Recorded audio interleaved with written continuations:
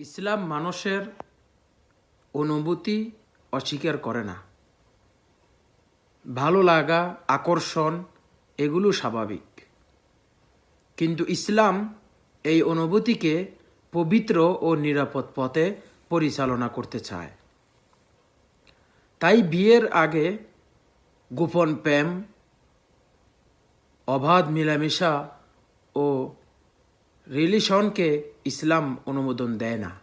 পবিত্র কোরআন মাজিদে আল্লাহ রব্বুল আলামিন বলেন, তোমরা জেনার ধারে কাছেও যেও না। এখানে শুধু জেনা নয়, বরং যেসব কাজ জেনার দিকে নিয়ে যায় সেগুলোকেও নিষেধ করা হয়েছে।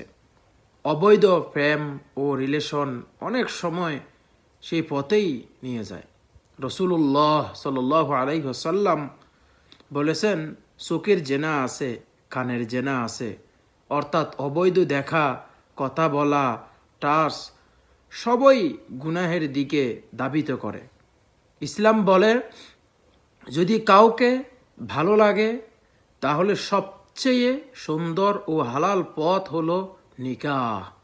নিকাহ ভালোবাসাকে সম্মান দেয়, নিরাপত্তা দেয় এবং আল্লাহর রহমত নিয়ে আসে।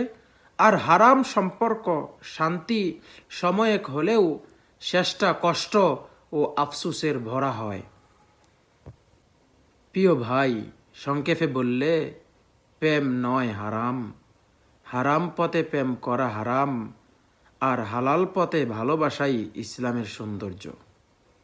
আল্লাহ রব্বুল আলামিন আমাদেরকে বুঝার এবং আমল করার তৌফিক দান করুক।